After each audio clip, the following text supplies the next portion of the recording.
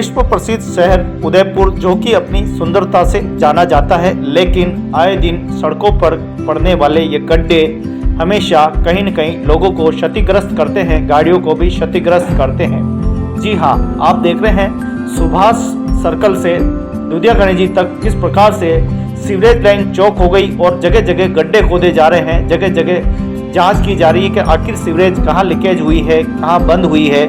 ये बड़ी समस्या, जब से सीवरेज लाइन उदयपुर में डाली गई है, शहरों में भी एक तरह से देखें तो बाधा बनी हुई है, क्योंकि सीवरेज लाइन तो डाली गई लेकिन जो पाइप डाले गए हैं उनकी मोटाई काफ़ी कम हुई है, इसीलिए ये समस्या हो रही है।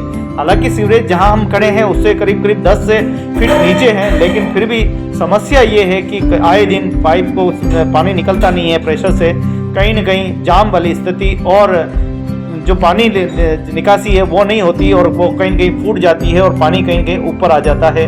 प्रेशर इतना पड़ता है कि कहीं न कहीं ये एक समस्या बड़ी बनी हुई है।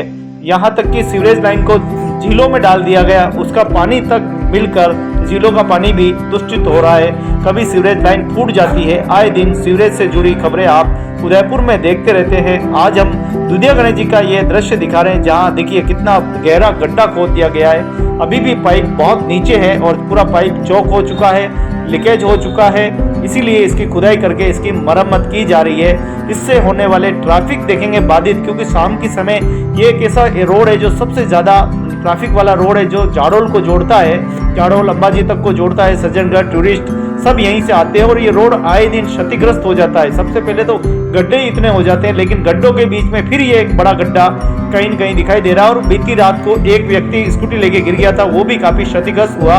उसकी सोशल मीडिया पे हमने भी तस्वीरें देखी है। आखिर प्रशासन कोई भी काम करता है तो उसकी रेखा होनी चाहिए, रूपरेखा होनी चाहिए कि अगर रोड के बीच बीच खोलेंगे, इतनी बड़ी बड़ी गाड़ियां जाती हैं, अभी भी रोड ठीक ये हो सकता है, ये ठीक हो जाएगा, लेकिन ये जो चैम्बर बनाए गए हैं उनके ढक्कन आज भी ऊपर है। जो आगे हम देखेंगे दृश्य में, वो जैसे ही कोई बड़ी गाड़ी, जैसे कोई 55 टन 56 टन 100 टन की गाड़ी गुजरेगी तो सोचिए उन ढक्कनों का क्या हाल होगा। और अभी भी आप ये देखिए, पहले से तो रोड छोटा है और फिर ये गड्ढों ने फिर उसको और छोटा बना दिया। लोग बड़ी मुश्किल से आज शाम को यहाँ से निकल रहे हैं और प्रतिदिन यही नज़ारा यहाँ पे 3-4 दिन से लगभग यही चल रहा है। खुदाई होती है उदयपुर में, ये पता नहीं ये गड्ढे की खुदाई का काम बंद ही नहीं हो रहा है। हम उसे झीलों की नगरी कहें या गड्ढों की नगरी कहें, समझ में नहीं आता कभी कभी तो। इसीलिए हम प्रमुखता के साथ जिला प्रशासन को और जिम्मेदार लोगों को जागरूक होने के लिए, ताकि भविष्य में निकट में इस तरह की नहीं होनी चाहिए।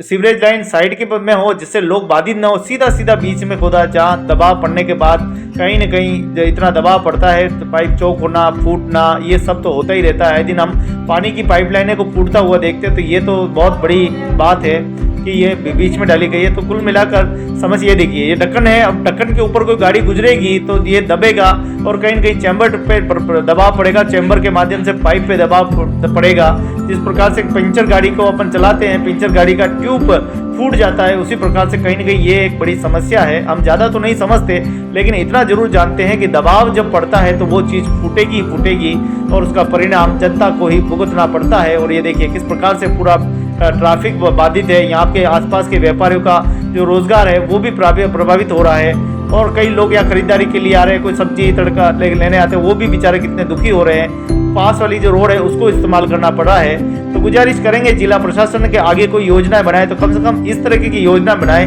ताकि ये इस प्रकार की समस्या तो क्रिएट नहीं करनी पड़े और सीधा पानी सीधा चला जाए और बड़े पाइप डाले जाए। सिटी में आप देखिए आज भी छोटे छोटे पाइप और ढक्कनों से सीधा पानी जो है, गंदा पानी निकलता हुआ हम देख रहे हैं। ये भी समस्या बनी हुई है, सिटी में बनी हुई है। झीलों में डाल देते, झीलों में आए दिन फूट जाती है, झीलों का पानी सीवरेज के माध्यम से दूषित हो रहा है।